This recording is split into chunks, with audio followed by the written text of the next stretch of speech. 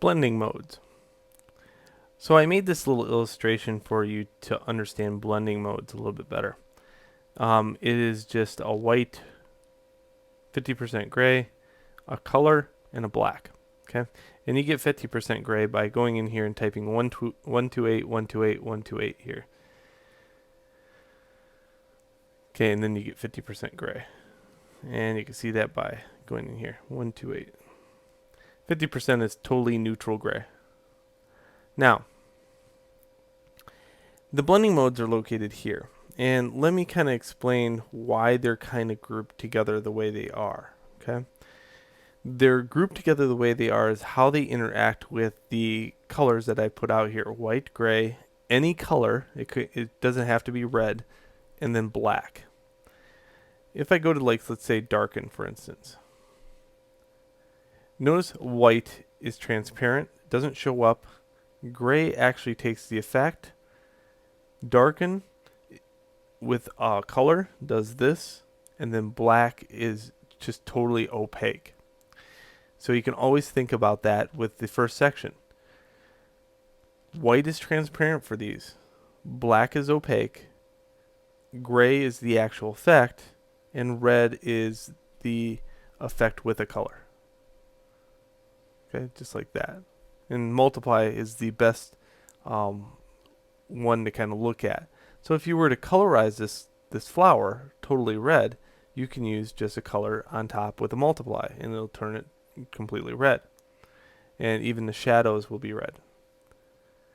Now, the other ones, lighten, screen, color dodge, and everything else, work a little bit differently. So it's in the total opposite. Black is transparent. Gray is the actual effect. But they really rely heavily on a color to be in here for all of these.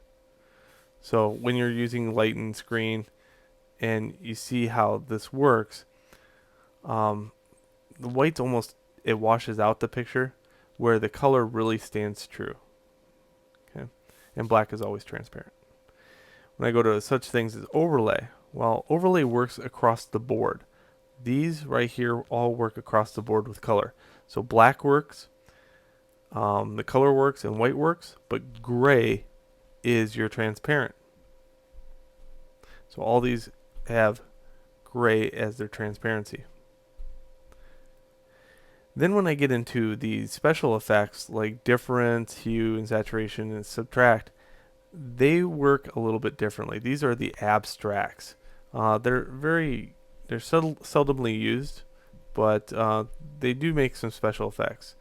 Usually gray becomes your actual hot color, but certainly you can see that it doesn't really match on all aspects. Like subtract doesn't use gray at all. Well, gray uses it with total black. White turns black, so it's just insane with these abstracts. Hue is interesting in the fact that these ones down here rely on color.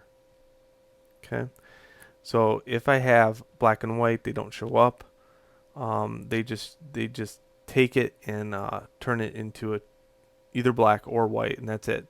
But color adds a hue of color into the mix. Saturation, okay, just takes it and darkens it and turns it all black and white. But if a color is installed, it saturates it with that color. So red looks like this.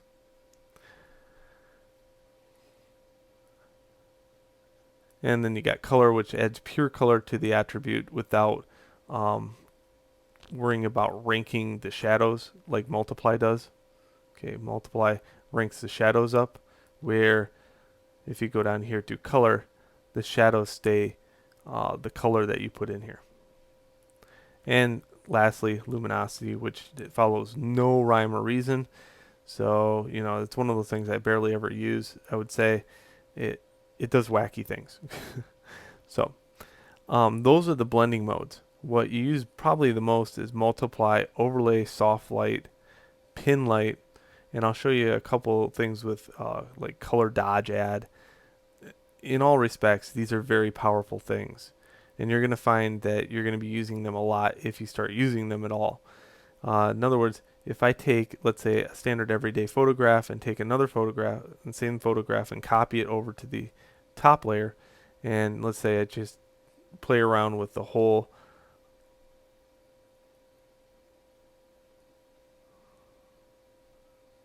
Okay, so you can see you get a lot of special effects just by taking the photograph, copying onto itself, and then using that to rank up. And these bottom ones, you see there's no difference because there's not a color change. Also, you'll know that opacity works with all these. So if you don't want it to appear on some of it, you can just lower the opacity down. Alright, so that is blending modes. And now we'll start looking at how we're going to be using this within a workflow.